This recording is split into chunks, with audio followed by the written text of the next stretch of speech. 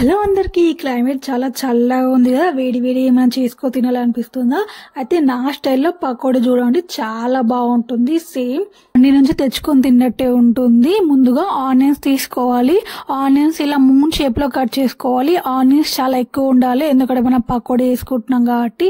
దీంట్లోకి నేను కొంచెం కళ్యామాకు వేసుకుంటున్నాను, దీనివల్ల చాలా మంచి ఫ్లేవర్ వస్తుంది. కొన్ని పచ్చిమిర్చి వేసుకుంటున్నాను, సన్నగా కట్ చేసిన కొత్తిమీర వేసుకుంటున్నాను, తగినంత కారం, ఉప్పు, పసుపు, కొంచెం వంట సోడా వేసుకుంటున్నాను, బియ్యం పిండి వేసుకుంటున్నాను, తగినంత శనగపిండి వేసుకుంటున్నాను. మనం శనగపిండి చూసుకొని వేసుకోవాలి. మీకు ఎక్కువ పడతా అంటే ఎక్కువ వేసుకోండి, తక్కువ పడతా అంటే తక్కువ వేసుకోండి. ముందుగా మనం వాటర్ పోయక ముందే ఇట్లా మొత్తం మంచిగా మిక్స్ చేసేయాలి. అసలు ఒక్క చుక్క వాటర్ కూడా పోయొద్దు, మొత్తం దీన్నే మంచిగా మిక్స్ చేసేయాలి. ఆనియన్స్ లో కొన్ని వాటర్ ఉంటాయి కాబట్టి మంచిగా పిండిని అబ్జర్వ్ చేసుకుంటుంది. ఉప్పు కారం మంచిగా ఆనియన్స్ కి అంతా అంటాలి. మొత్తం మిక్స్ చేశాక కొంచెం ఒక 2 to 3 స్పూన్స్ అంతా వాటర్ పోసుకొని నేను మంచిగా మిక్స్ చేస్తున్నాను. చూసారా, మనం పకోడీ చేసుకుంటున్నాం కాబట్టి వాటర్ ఎక్కువ పట్టాయి, అందుకే కొన్ని వాటర్ పోసుకొని మంచిగా మిక్స్ చేసుకోవాలి. మొత్తం మంచిగా మిక్స్ చేశాక ఒక హాఫ్ అన్ అవర్ వరకు ఫ్రిడ్జ్ లో పెట్టుకుని, దాని వల్ల మంచిగా వస్తాయి బజ్జీలు. నేను ఒక హాఫ్ అన్ అవర్ వరకు పక్కన పెట్టేస్తున్నాను. మొత్తం బాగా మిక్స్ చేసేసి హాఫ్ అన్ అవర్ వరకు క్యాప్ పెట్టేసి పక్కన పెట్టేశాను. హాఫ్ అన్ అవర్ తర్వాత క్యాప్ ఓపెన్ చేసి చూసాను. చూడండి, మన పిండి మంచిగా నానింది. దీన్ని ఒకసారి మంచిగా మిక్స్ చేసేద్దాం. మొత్తం బాగా కలిపేసి ఇక మనం ముక్కుడు తీసుకొని ముక్కుడులో ఆయిల్ పోసుకుందాం. ఆయిల్ బాగా హీట్ అయ్యాక మన పకోడీ వేసేసుకుందాం. నేను పకోడీ రౌండ్ షేప్ లో వేసి చూపెడుతున్నా.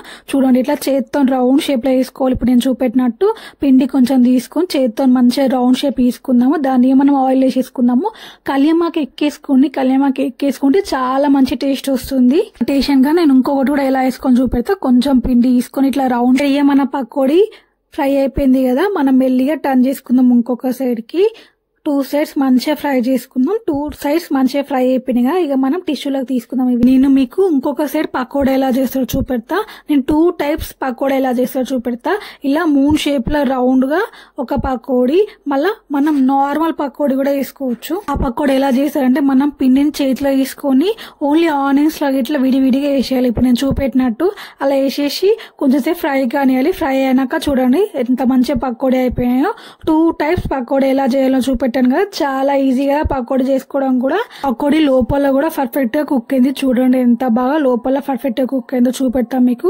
చూడండి, నేను ఒక పకోడీ తీసుకుని దాన్ని మంచిగా చించి చూపెడుతున్నా. చూడండి లోపల కూడా ఎంత మంచిగా పర్ఫెక్ట్ గా కుక్ అయిందో.